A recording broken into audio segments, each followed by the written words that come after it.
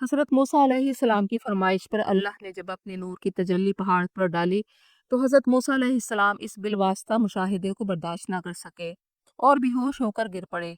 हालांकि ये तजल्ली मूसा पर ना थी बल्कि पहाड़ पर थी। पहाड़ रेजा रेजा होकर जमीन के बराबर हो गया।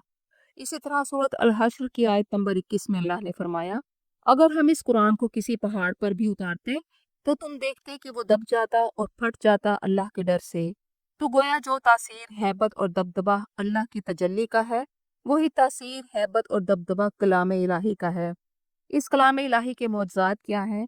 इसके लिए अरब की सरजमीन और अरबी ज़ुबान को ही मुंतखब क्यों किया गया? ये किताब क्या कहती है और इसके हम पर कौन से हकूक़ हैं? आज की वीडियो में हम कुरान के ज़िंदा मौजज़ात को जानेंगे। मक्का मुकरमा में रसूलुल्लाह सल्लल्लाहु अलैहि वसल्लम से पहले आखिरी नबी हज़रत इस्माईल अलैहिस्सलाम थे, जो हज़रत इब्राहीम अलैहिस्सलाम के बेटे और काबा के बानियों में से थे, जिनकी विलादत रसूल अल्लाह से तकरीबन 2500 साल पहले की बयान की गई है। लेकिन अगर पूरी दुनिया को देखा जाए तो नबी करीम सल्लल्लाहु अलैहि वसल्लम से 600 साल पहले आने वाले दूसरे आखिरी नबी हज़रत ईसा अलैहिस्सलाम थे। लेकिन हज़रत ईसा अलैहिस्सलाम बनी इसराइल की तरफ भेजे गए और आपकी दावत नबूवत फ़लस्तीन और इसके आसपास के इलाकों के लिए थी। हज़रत इस्माईल अलैहिस्सलाम और रसूलुल्लाह के दरमियान तकरीबन 2500 साल तक मक्का में कोई नबी ना आया। इस तवील खला के दौरान तौहीद की तालीमात बिगड़ कर शिर्क बन गई। काबा में 360 बुत रख दिए गए। इखलाकी मुआशरती बुराइयों में मुआशरा डूब गया। इसीलिए यहाँ पर एक नबी के ज़हूर की ज़रूरत थी। उस वक्त अरब किसी मजहबी निज़ाम के पाबंद न थे और ना ही इनके पास कोई आसमानी शरीयत थी और ना ही वो यहूद नसारा की तरह पुरानी तहरीफ शुदा शरीयतों के बोझ तले दबे थे। जोग्राफियाई लिहाज से अरब 3 बड़े सियासी और तहजीबी ब्लॉक्स के दरमियान एक गैर मकबूजा खित्ता था। शुमाल मशरिक में अजीम फारस की एम्पायर थी, शुमाल मगरब में अजीम शान रूमी सल्तनत थी, जबकि जनूब में यमन और हबशा का असर था। इस तरह अरब बराह रास्त किसी बड़ी सल्तनत के जेर असर न था, इसलिए यह खित्ता कबूल हक के लिए मौजूद था। अरब, खास तौर पर मक्का मुकरमा, उस वक्त के बड़े तिजारती और सफ़र के रास्तों के मरकज़ में वाक़ था, इसलिए यहाँ से हर तरफ दावत तौहीद का पैगाम आसानी से दूसरे खित्तों तक पहुँच सकता था। मक्का में बैतुल्लाह मौजूद था, जो हज़रत इब्राहीम अलैहिस्सलाम और हज़रत इस्माईल अलैहिस्सलाम की तामीर करदा इबादत गाह थी।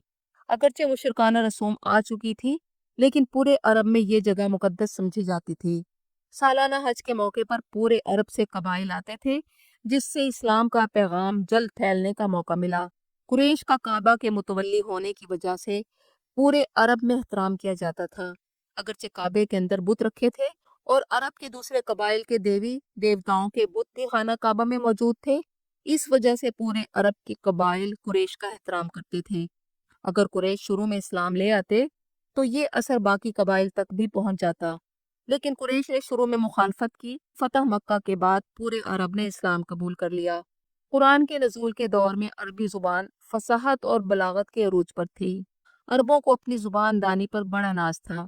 कुरान ऐसी ज़ुबान में नाजिल हुआ जो खुद अपनी लिसानी क़ुव्वत से एक मोजज़ा था, और इस मोजज़ा होने का असल एहसास अरब के शोरा, खतीबों और ज़ुबान दानों को हुआ। कुरान में बार बार चैलेंज किया गया कि वो ऐसा कलाम बना लाएं या 10 सूरतें बना लाएं या एक ही सूरत बनाकर ले आए। कुरान ने मक्का के अहले ज़ुबान को खुला चैलेंज दे दिया कि अगर वो समझते हैं कि ये कलाम मोहम्मद ने खुद से घड़ा है तो तुम भी इसके मुकाबले में ऐसा कलाम ले आओ। हालांकि तुम्हारे दिल कह रहे हैं कि ये इंसानी कलाम नहीं। कुरान मजीद से पहले अरबी ज़ुबान शायरी और नसर पर मुश्तमिल थी, लेकिन कुरान ना शायरी है और ना ही नसर। अल्लाह ताला कुरान की 29 सूरतों के आगाज़ में हरूफ मक़तूआत का इस्तेमाल करके अरब के ज़ुबानदानों को चैलेंज कर रहे हैं कि ये तो वही हरूफ हैं जिनसे तुम बात करते हो, शायरी करते हो। अगर तुम समझते हो कि कुरान इंसानी कलाम है तो इन्हीं हरूफ से इस जैसी एक सूरत बना लाओ।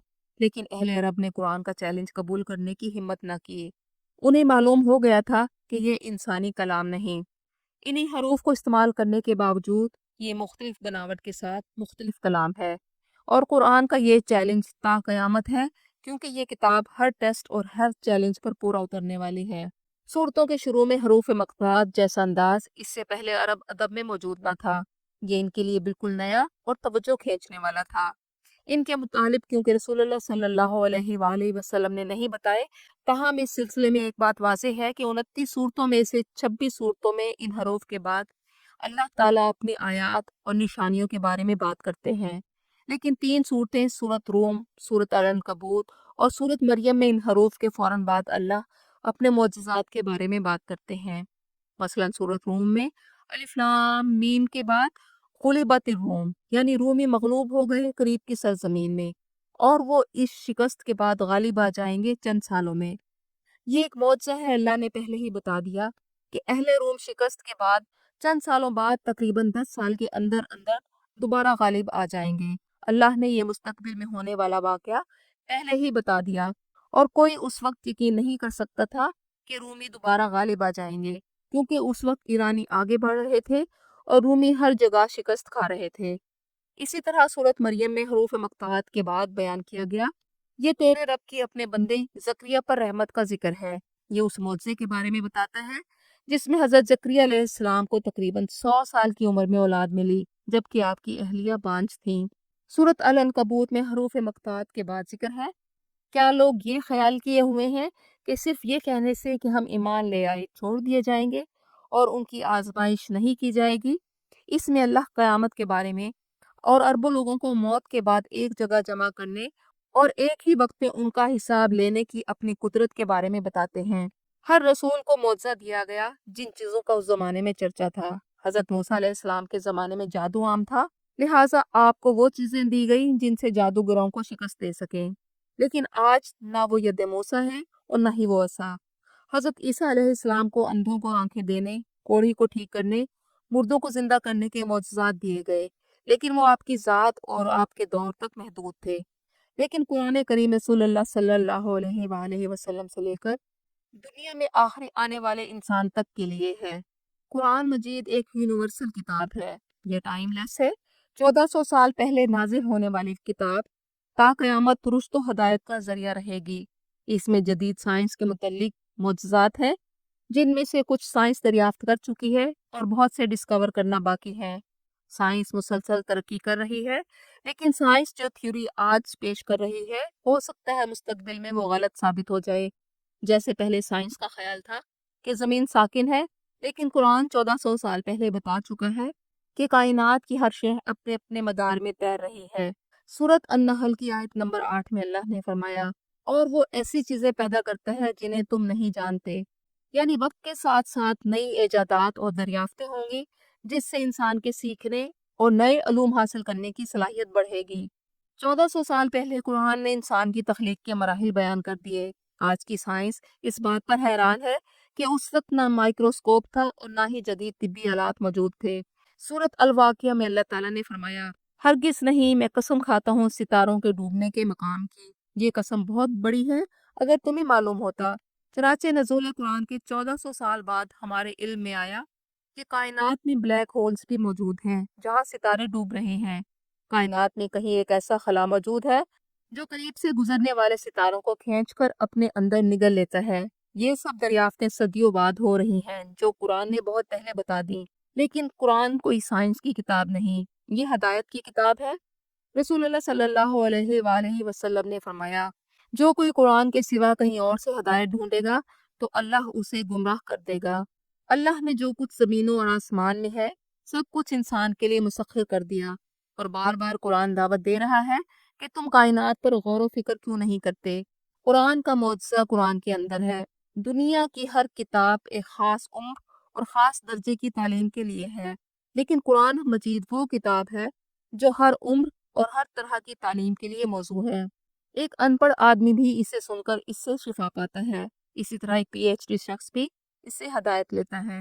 یہ ایک سمندر کی طرح ہے جس میں ہر ایک چھلانگ لگا سکتا ہے اور غوطہ لگا کر کچھ موتی اور جواہر لے کر اوپر آ سکتا ہے۔ قرآن بھی ہر سطح کے انسان کو اس کی سمجھ، عقل اور طلب کے مطابق رہنمائی دیتا ہے۔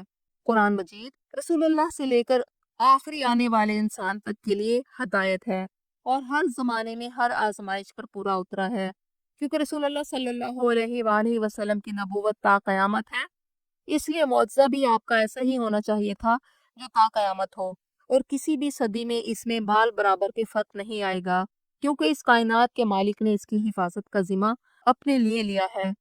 ایک طویل حدیث مبارکہ میں حضرت علی رضی اللہ عنہ سے مروی ہے کہ رسول اللہ صلی اللہ علیہ وآلہ وسلم نے فرمایا کہ علماء اس کتاب سے سیر نہ ہو سکیں گے، نہ ہی اس کی کثرت اور تکرار تلاوت سے اس کے لطف و تاثیر میں کوئی کمی آئے گی، اور نہ ہی قرآن کے عجائبات کا خزانہ کبھی ختم ہو سکے گا۔ گویا یہ وہ سمندر ہے جس میں انسان اس کی جتنی گہرائیوں میں جائے گا اتنے ہی اعلیٰ گوہر نایاب نکال کر لائے گا، اور جتنا اس کو پڑھے گا اس سے اتنی ہی زیادہ ہدایت پائے گا، اور یہ سلسلہ ہمیشہ جاری و ساری رہے گا۔